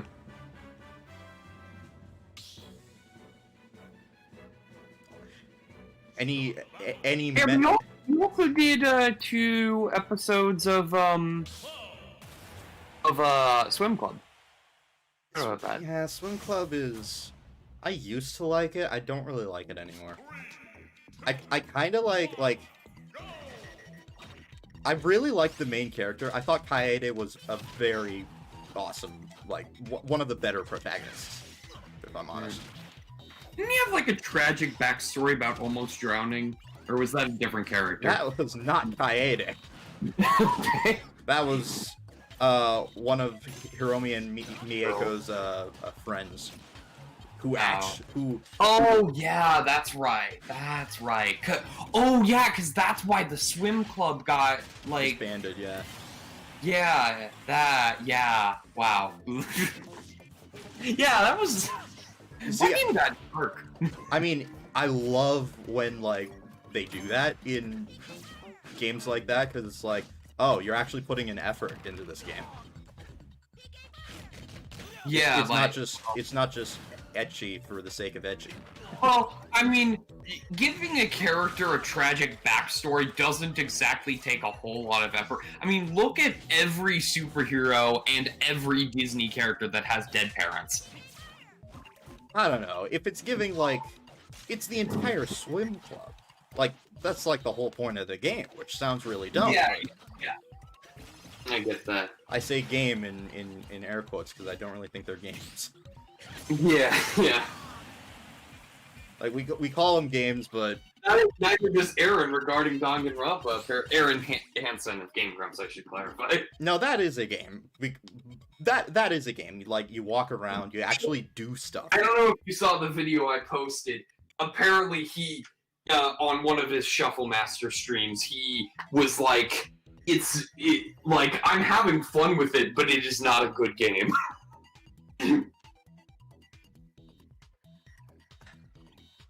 Which, I mean...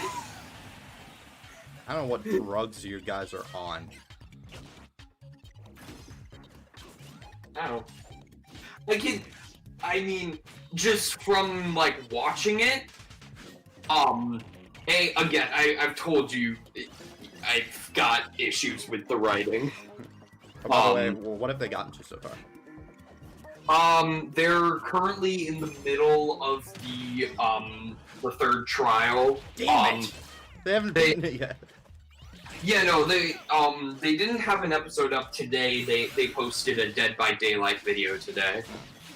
And then like a couple days ago, they took another brief break and posted some Wheel of Fortune videos. So like, they've been pacing it out. Damn it! I really want to talk to you about the ending of that case. Damn. I mean, I've also started watching another YouTuber's playthrough so that I can get caught up and watch his playthrough of the second one as well. Oh, you didn't see my most recent thing, did you? I saw that you want us to play through too, but like I was hoping we'd do it blind, but you could do it blind. God damn it! I don't know. Again, I just really needed like some. I just needed a new series as a pick me up. Fair enough. And this guy's funny. Yeah. He also like immediately. It took him much. It took him much less time to hate Hifumi than it did for me. No, Hifumi, like he just immediately hated Hifumi. Like, as soon as Hifumi appeared in the game. I can forgive the game for Hifumi because he's supposed to be bad. Like, he's supposed to be a not well-liked character. Yeah, I mean, I don't know. Like, he's the ultimate fanfic creator. Like, did you think he was gonna be a good character? Well, but I don't know. I don't know. There's this guy. Also, apparently in Japanese, it's different than fanfiction, but in the translation they changed it to fanfic creator so as to not confuse him with Toko, because in Japan he was more closer to like a comic writer or something. Manga, maybe. Oh, yeah, he might have been a doujin artist. I believe they were talking about it on Game Grumps. I feel like he might have been a doujin artist, and that'll be really funny if he was a doujin artist. It might have been doujin. Might have been doujin. I assume you know what that means. Not entirely. No. That's just hentai manga.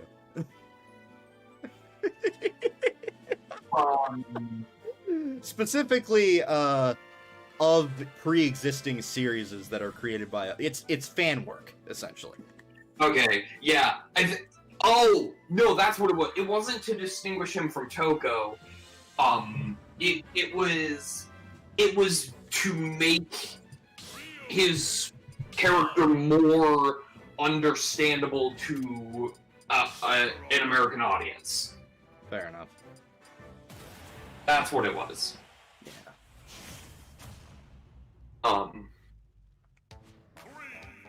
Yeah, he is not a good character.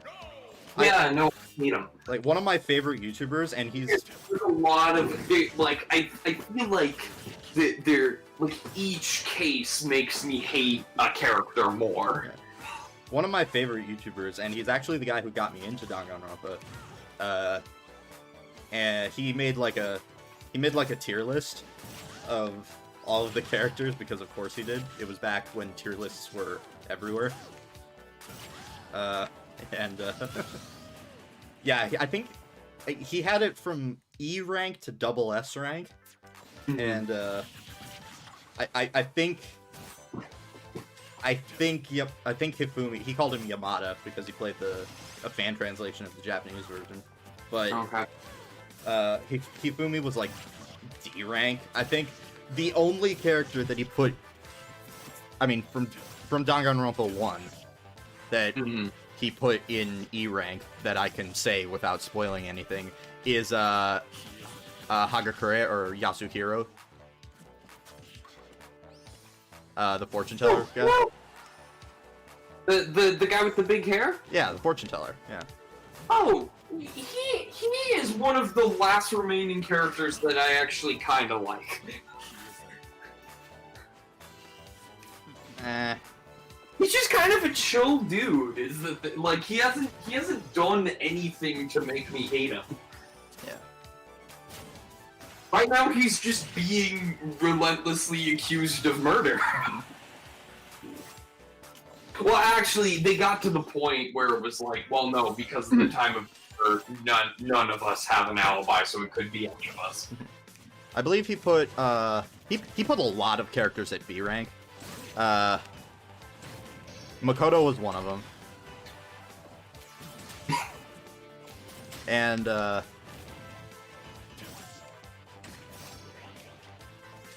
I believe Leon was D rank. Sayaka was C rank. You know, watching it back again, because now, like, I've started, watching another person's playthrough. Watching it back, Leon's not that bad. He seemed kind of arrogant at times. I kind of, maybe it's just the way the guy's portraying him, but like, I don't know. Again, he played a fan translation, which didn't have any voice acting. Well, no, I mean the guy playing the game. Oh. Like, I don't know. I mean, that's pretty, yeah. For some reason, he put Mondo and... Also, one other thing, first of all, I love the fact that, like, this guy is playing it blind, but having seen, of course, part of a playthrough before, it is so funny how much of this stuff, that, this guy is accurately predicting before it happens. Because immediately upon meeting Togo, he was like, she's secretly a murderer. I bet, I'm calling it now, she's gonna be, like, the big murderer in this. I mean, she wasn't, but whatever. But she is, though. Not in the story, but her character is literally her alter ego, pardon the pun, is, yes, a murderer. But yeah. But the fact didn't kill anyone. Like, I don't trust this girl. A murderer. She didn't participate in the killing game up to this point. I'm not gonna say anything beyond that.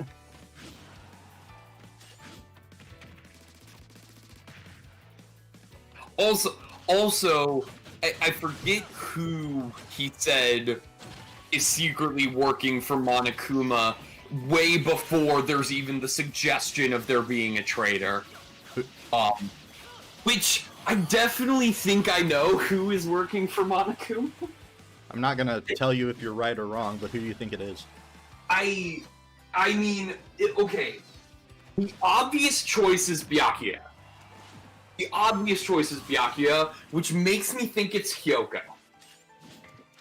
Kyoko? Yeah, because she's just she kind of just is like, always, like, she always seems to know more than everyone else. Okay, I wasn't gonna say anything, but if you're gonna talk shit about about everything, like, she always seems to know more, but, like, never... Yeah. But is always vague about what she knows. I wasn't gonna say anything, but if you're gonna talk shit about Best Girl, then Okay. I mean, I like her. I wouldn't be upset if she was working for Monokuma. It would just make sense, kinda. Let me just put it this way. Wasn't insult at all. She's also one of the last characters that I actually like. Keep in mind how much she helps in the trials. Yes, but is she doing that to the students, or is she doing it to keep things interesting? The keeping things interesting is also why I think it could very well be Byakuya, because of the Byakuya is secretly evil.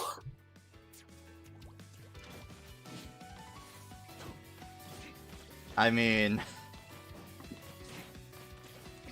I have to come to Kiri's defense a little bit here. Sorry, Kyoko.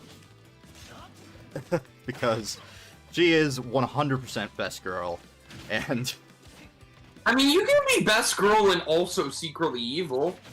I mean, look at... I'm trying to think of a good example. I'm going to any classic film femme fatale. I'm just gonna say, you learn more about her as the game progresses, and once you figure all that out, you are going to be ashamed for ever thinking that she might be involved.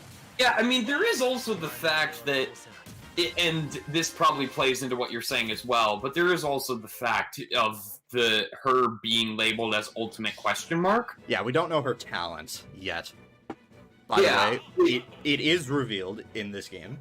I figured as much. They wouldn't just hold that mystery unless you're like trying to make Star Wars sequels or something. You're not just going to hang a mystery over viewers' heads and then just not answer it in a satisfying way.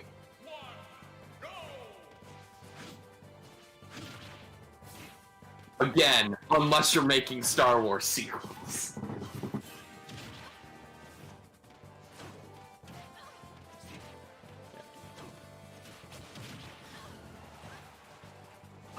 Looking at you, my pop figure of J.J. Abrams that my sister got me for Christmas. Oh my god. Stay.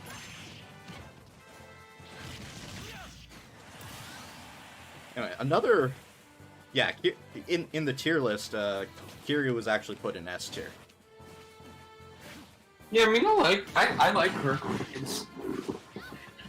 Another character that was actually S tier is Chihiro Fujisaki. Yeah, I mean, I feel really iffy about that trial in particular. I feel like that aged horribly. What? The fact that the girl was a boy? Yeah, just, I mean, it's not that, but, like, the way they did it. Like, the way they talked and continue to talk about that. It's just, I don't know, there's a lot of iffy stuff about that, because, like... Also... Yeah, it's just... It might have aged bad. I just don't really care. It's a game from 10 years ago. Fair. It's just like, you know, watching that now, for the first time now especially. I mean, it's not like it's the only media to have done something like that has aged poorly. Also, I just want to point out how often traps are in anime. Yeah, it's just, yeah, I mean, no. You know. Like, at the end of the day, it's an anime game. And it's gonna use anime tropes. Yeah, it's just, yeah, I don't know. Like, if there's anything I don't want SJWs getting on, it's anime.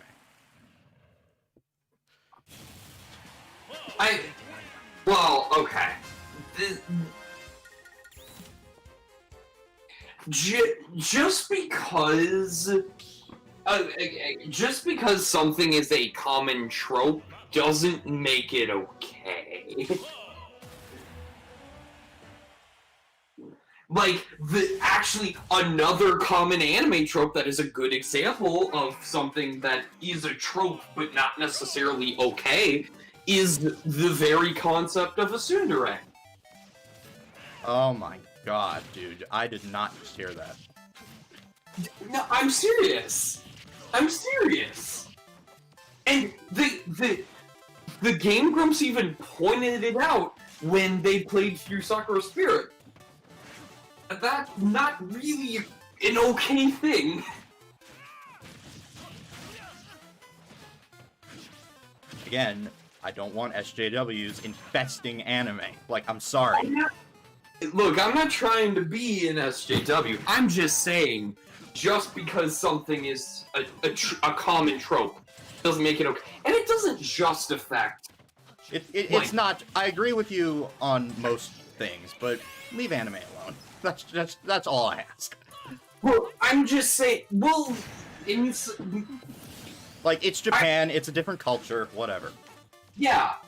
Yeah, whatever. But, like, just because it's... I don't know. Like, it's not a... I'm just saying, like, you shouldn't exempt a certain media from, like, these discussions just because of the nature of that media. I don't know. It depends on what it is for me. Like, tsunderes and traps, I'm just like, those... That's one thing. If it's, like, super bad, like a race thing, of course, I'm gonna get mad at that. Of course. Yeah, I mean... it's just, there's just... And again, a lot of it comes from, like, you know, stuff that was more acceptable back then that is not now. That's a big part of it. But, like, you know, an important thing. And this is, like... Not to get too serious, but this is why, like, for like, the most part, I really hate cancel culture. Oh, I hate it too. You know, people are getting, like... It's mostly people getting upset over stuff that is not acceptable now, but was at the time. Should it have been? No. But, you know, people change. I mean, like, with the whole James Gunn thing, he's obviously changed as a person. Thankfully, you know, Disney came around on that. And was like, yeah, I mean, he has changed, clearly. I mean, the amount of race jokes that were even in something as, like, wholesome as, like, Tom and Jerry. Well, yeah, and I mean, look at, like, all of Disney's back catalog. Yeah, that's why I'm just like, I always watch something and think about the context of when it was made and where it was made. It is totally understandable, and this is, like, getting back to my point, like, part of why I am, like, somewhat uncomfortable with some of the stuff that is in Danganronpa, even though, like, I understand it's a different time, a different culture, like, in general, like, it is still okay to, like, not be okay with that stuff, even though it was a different time when it was made, but, like, there has to be a balance where, like, you know, people have changed, like, people change, and, you know, like, don't immediately, like, don't immediately label someone as a bad person for doing something back when it was Seen so as okay. acceptable, as much as it should never have been.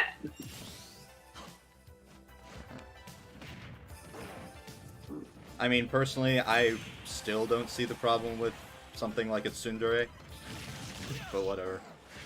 And it's again, and also I can kind of see the problem with traps, but a lot of this stuff also depends on the execution. I feel like they could have done what they did in the second case of Danganronpa and executed it in a way that was a little more respectful, should I say? I mean, I'm curious, what exactly did you not like about it? I don't know. I don't know exactly how to describe it. It just, like, the whole thing just felt off to me. Like, and the Game Grumps comment on this as they're playing through it too. Like, Aaron specifically, like, comments on how he wasn't, on how, well, like, and the other thing is, with that specific situation, it's also super gray area with that specific instance, because, it is a male character dressing as a girl, and then, but it's never explicitly stated whether, like, what they, it's not really clear exactly which, like, what gender identified as, and that's the issue. That's the issue. Is because it's not clear. I'm sorry. I'm thinking back on it now, and you know what? You are absolutely correct. Yeah, that's true. And especially because the character is dead, and you can't ask them which one they feel more comfortable as. True. That's the issue. Now, granted, it's also never explicitly stated that, and also just because Chihiro dresses like a girl doesn't mean that like, again, there's no way of knowing exactly which, like, what they felt more comfortable identifying as. They clearly had some issues with their masculinity, and didn't feel comfortable with their masculinity, to some extent. It's not exactly clear, though, which, you know, how they would have preferred to be identified as. And because the character is dead, you'll never know. So, that's the main issue. Yeah, that is a yikes moment, but Yeah. thankfully, I'll spoil this. We don't get anything like that again. In probably I believe the whole series. Yeah, and again, that's not my only issue with the writing of Danganronpa. That is definitely one of my biggest issues. But, like, yeah, I don't know. I feel like if you're gonna diss Danganronpa's writing, it can't just be Danganronpa's writing. Yeah, I mean, like, there are so many, like, visual novels and, like, games of that style. Yeah, no, for sure. I mean, like, like, even Ace Attorney also arguably has very bad writing. No, I was thinking, like, even Ace Attorney, like, its writing's not great. Oh yeah, no, Ace Attorney at times really sucks with writing. But it's one of those things that I don't really care about. Yeah, that's fair. I don't know. The other issues Aaron has raised with Danganronpa is he particularly finds, like, the actual gameplay portions of Danganronpa to not be particularly fun. How do you know? How does someone not like that? It's so fun. I don't know. For me, I mean, it's not like high octane, like, first person, like, oh, gun, enemy, shoot. Well, no, I can kind of understand where he's coming from, because there have been times that I've been watching the playthrough where it seems like the you know the like the bullet time stuff is like can get really frustrating. Yeah, honestly, I had that too, but then I figured it out, and now I can do it flawlessly every time. Yeah, well, Even okay. on mean. All right, well, Like, it's really not that hard. Did you know? They almost certainly haven't figured this out yet. You can lock onto multiple targets and break them all at once in bullet time battles. well, I don't think that's a mechanic that's been introduced to them yet. It never gets introduced, but you can do it. Oh, well, okay, if the game never explains that to you, though, how are you supposed to know? Well, technically, what the game says is you press this to lock onto a target, you press this to destroy a target. It never said that you couldn't do it to multiple targets.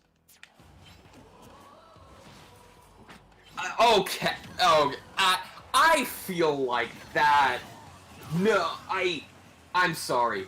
That should be that is something that should be explained, especially because there are so many instances where he has like tried to take out something and been blocked by like the white noise.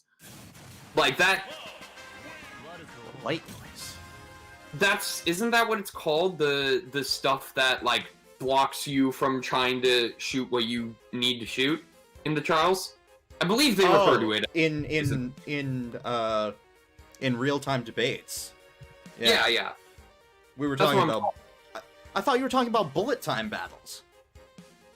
I don't remember. You know what? I don't know the names. I just called it bullet time because you're shooting bullets and stuff. Bullet time battle is the one where like the character's arguing with you and you have to do it to the rhythm. Oh yeah, that has also been frustrating for him. Even though he loves rhythm games, that one's frustrating, particularly when the opponent completely screws with your rhythm, and you can't really do anything about it. Yeah. So, quick question about the Grumps' real-time debates. First off, how often do they use the silencer? I don't even know what that is, which means probably not a lot. Well, you shoot the purple text with the silencer, and it makes the purple text disappear. Oh no, he uses that. It's just I mean... How often does he use the slowdown feature? Not much. Usually he uses the speed up feature just to get to the point where he needs to shoot a thing. Yeah, and usually that's where you're supposed to slow it down, remove the white noise, and then shoot. It's not that hard. I don't know. I mean, I'm not one to defend the Game Grumps for being good at games, because let's be real, there's been so many playthroughs where they're not.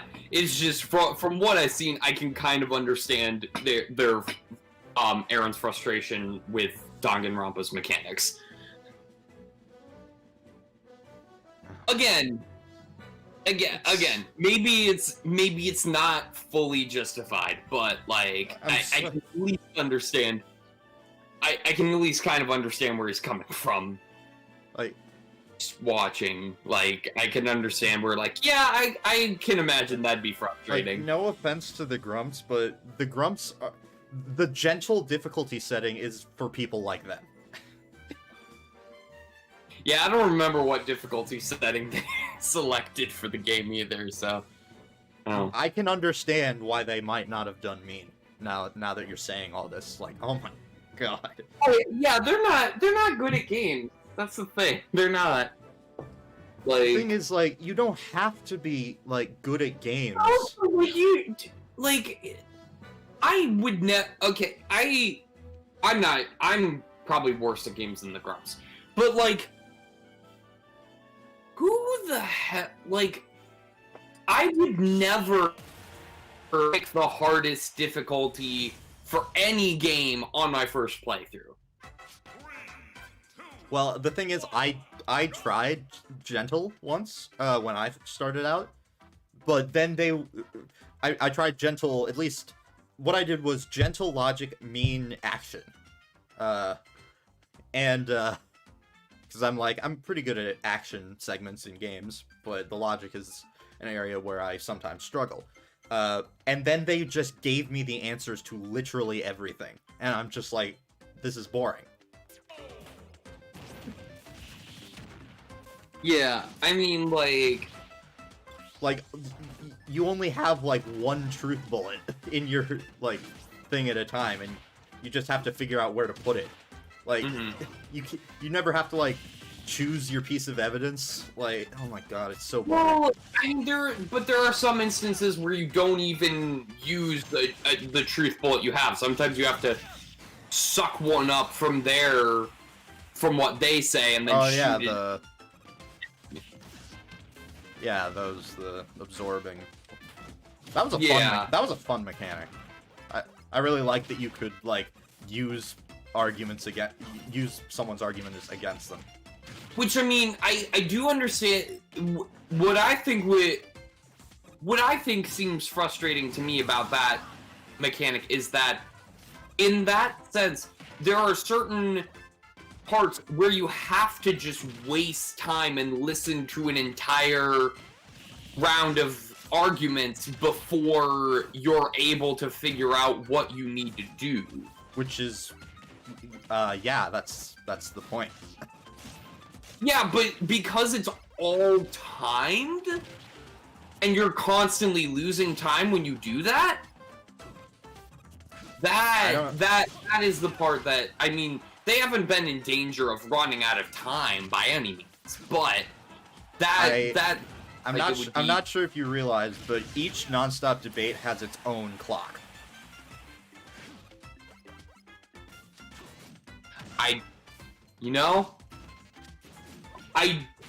That didn't register for me, probably because your hearts carry over?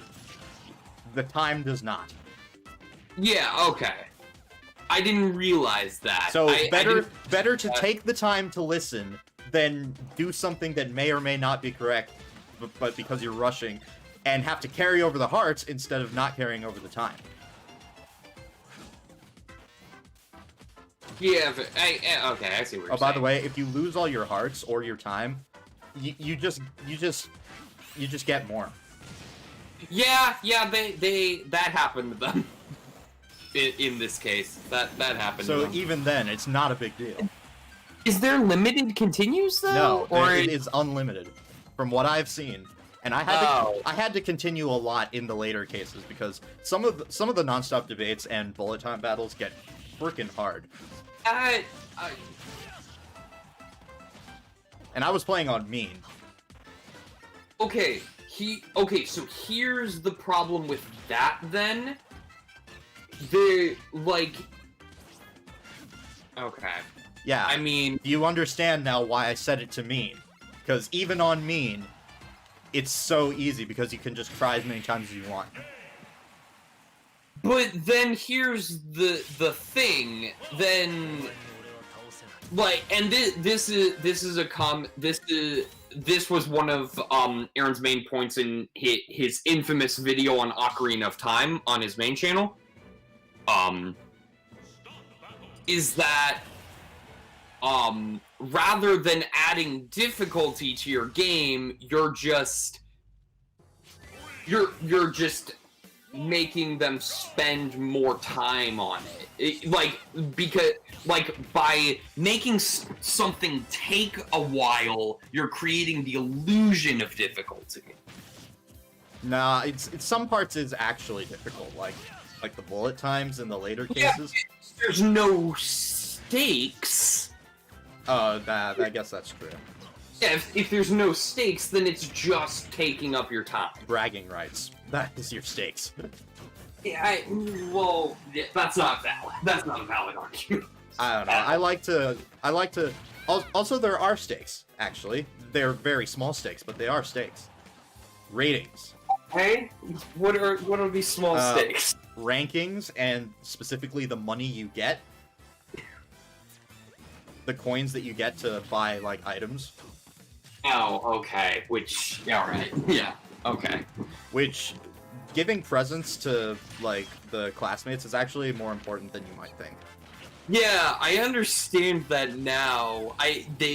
Now that you've explained it, and I looked up skills, and I was like, oh, okay, I see. Like, I remember there's this one skill that, you can't get unless you talk to Byakuya. And, like, Kagami is, like, he's pretty hard to talk to. Yeah. And I was like, I'll struggle through it. I got it on accident my first playthrough, but when I played through it again, briefly, I didn't do a full playthrough, but I'm just like, okay, I'll talk to him because I know the skill he grants is a very good one. Yeah, the only person that seems to well, actually, there's two. The only people that seem to like Byakuya is like it's clearly an unhealthy relationship between him and the other character. What, Toko? Well, Toko and also Monokuma. Oh. Monokuma also clearly loves. Well, he loves Byakuya because Byakuya is playing the game. Yeah. But like Byakuya is like, you know, when I'm done, I'm going to kill you. Like, it's like, which I mean, again, could very he gets easily. off on. I mean, Monokuma has a despair fetish, so I'm sure that. I also definitely think Byakuya could easily be the one working for Monokuma. Again. You are tempting me so much, but I'm not gonna say anything. Okay, given that you said that, and you had a very different response when I guessed it was Kyoko, makes me think it's Byakuya even more. If you want to believe that. See, I'm using like logic. See, this logic is mean. I don't even know what I'm saying anymore. Come back and talk to me when they actually figure it out, or when you watch someone get to that point. Yeah, I mean, yeah, I'll figure out eventually. All I'm saying is like, hello. Hello. Heyo, how's it going? Pretty not alright, but that's why I'm here to get away from things. Fair. I think we're all at that point right now. Yeah. I mean, like, the one I'm comfortable saying is I accidentally misread a situation, and now I'm pretty sure somebody's pissed at me, so I'm escaping that entire line of